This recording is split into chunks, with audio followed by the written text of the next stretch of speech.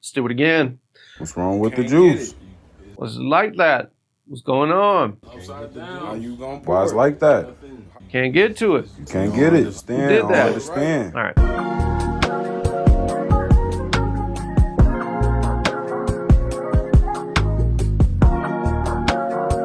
Sleeping on the floor kind of sucks. And sleeping on the ground outside usually sucks even more.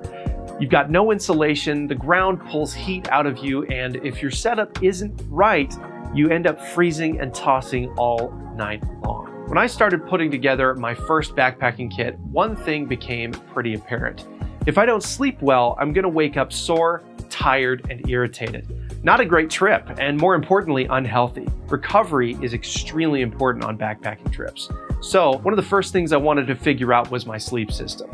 In this video, I'm going to be walking through the setup that I'm starting with and what I chose, why I chose it, and how it all fits together, and why you should probably consider these things too. I'm still pretty new to this, so this is less of an expert guide and a lot more of me just figuring things out as I go and testing these theories based on my own research. So grab a snack, kick back, and let's go learn something new. Let's go ahead and talk about the system.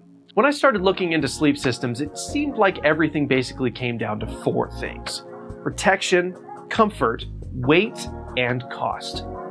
The first thing to address was insulation, protecting me from the ground. When you're sleeping outside, the ground pulls heat away from your body surprisingly fast. So if you don't have something insulating you from the ground, you're going to feel cold no matter how warm your sleeping bag is. Second is comfort. If the pad is too thin or too stiff, you're basically just laying on the ground. So we want to ensure that the pad is thick enough to support side sleeping well enough without sacrificing weight. Which brings me to weight management.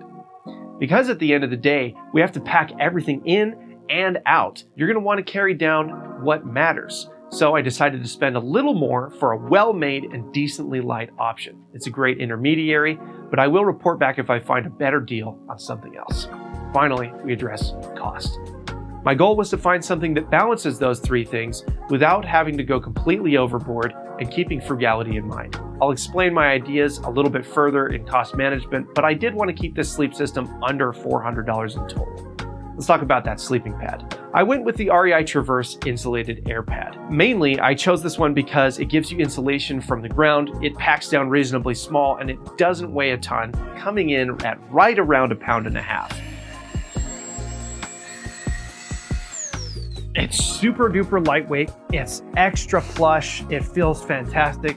Also, something that I really enjoy about this pad is that even though I'm a pretty big guy, I can sit on this pad and I'm not touching the ground at all. It's really kind of a great pad. I love it. For $170, I feel like this is a great option.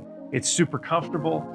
You lay down nice and flat on it. It's great. It's really comfortable. Hopefully you guys can see me. This is a really nice pad. I love it a lot. Now, the pad size that I went with is a long wide, which makes it a little bit heavier because I'm a bigger guy at 6'1", and it runs at right around $168 at the time of this video.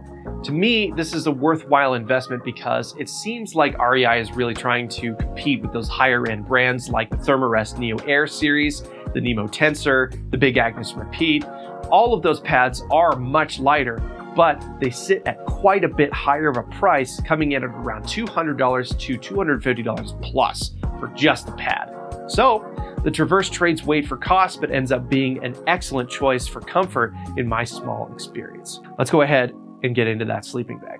I went with the Kelty Cosmic Down 20, which comes in at just over 2 pounds, but that is also again because I chose the long, which comes in at about $209 on Amazon at the time of this video. It's super lightweight. This mummy bag is just great. It's super warm, it's very comfortable. So let's go ahead and see how this works. For me, I'm gonna go ahead and get in here. I'm just gonna hold it like this. So, oh yeah. The other nice thing is that this zipper actually comes around to the other side so you can zip it both ways from the inside and the outside, which is so fantastic. I love it. Okay, I got my microphone. Oh, and notice how in a mummy bag, I'm not losing my pillow. I don't know why that's such a big point. They got to have the pillow strapped to your pad. This is great. I'm sleeping on my side. I'm very comfortable. So this is very nice. I'm very cozy. I mean, what would you rather? Would you rather sleeping in just a bag on the floor or this? This is wonderful. All right, I'm going to sleep. I'll see you guys tomorrow. Now, let's go ahead and talk about comfort. I also added a small backpacking pillow to my setup. I went ahead and chose the Wise Owl Snoozy pillow. It's an awesome pillow. It's super lightweight, coming in at just 9 ounces. And it's one of those things that might seem unnecessary at first, but having something that actually supports your neck, especially as a side sleeper myself, can make a huge difference whenever you're camping, and it makes the whole setup feel so much more comfortable. Finally, one thing that I didn't really originally plan to bring was an eye mask. When you're camping, especially if the sun comes up early or there's light around camp, it can be pretty bright pretty fast. So something as simple as this just helps block out the light and makes it so much easier to stay asleep. Now, regarding my setup personally, one thing that actually surprised me at first was when I laid down on my sleeping pad. It felt way firmer than I expected, and for a minute, I thought I might have made the wrong choice. But after laying on it for a few minutes and getting used to it, it actually started to feel pretty comfortable. Honestly, I didn't expect it, but I thought that this would be a lot more like camping. I used to go out with my dad quite a bit camping when I was 9 or 10 years old, and he had an air mattress that would constantly lose air, and by the morning we would always be waking up on the ground freezing to death and having to get a fire started right away. And technology today has just advanced so much, and I'm so impressed with this pad so far. It actually felt a lot better than I had originally anticipated, and I'm super happy to report that. For under $400, I doubt anybody could do better. This is a really nice sleep system, and something you guys should definitely focus on. I think sleep and your shelter are probably the most important things you can focus on. You can get a cheap backpack, you can get cheap trekking poles, cheap sunglasses, cheap jackets, but your sleep is the most important, because recovery when you're backpacking is just 100% essential. If you're not recovering well, your life is going to suck. So when you put the whole system together, it is pretty straightforward. The sleeping pad keeps you insulated from the ground. The sleeping bag will keep you warm if you choose a good sleeping bag. Make sure that you are choosing these things based on your environment. You don't want to choose a pad that has too low of an R value, and if it does, you might want to introduce something like a insulated foam pad from Walmart. I believe that you can get the Ozark Trails ones for right around $25, and that can also increase your R value, keeping you a little bit warmer. That's something that I may intend on bringing depending on the conditions that I'm going in.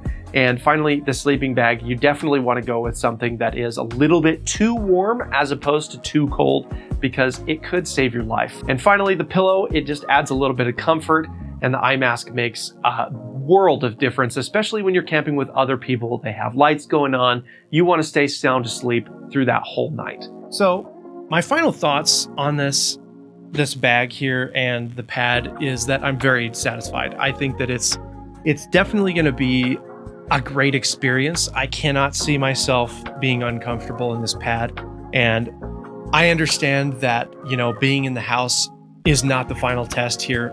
We have to go out there, and we're going to in our next couple of videos. But for now, I'm just really excited to show you guys the stuff that I found, because it took me a long time to find it, and I want you guys to benefit from my research. So thanks for following along. Let's get this packed up. Also, all of the links that I'm going to have will be below for all of these products. If you do want to find anything that I haven't mentioned in a specific video, just check out the description, and in there you'll find my whole kit at kit.co. It's a fantastic list. Check it out. So this is where I'm starting. I'm sure things will change as I get more trips in and I learn what actually works for me. But for now, this is the setup that I'm going to go ahead and go with. And if you're also getting into backpacking, leave a comment below on what you think and try and figure this stuff out with me. You're welcome to help me out and follow along while I refine my system over time. Thanks for watching The Trail Method. Refine, carry, and explore. See you later.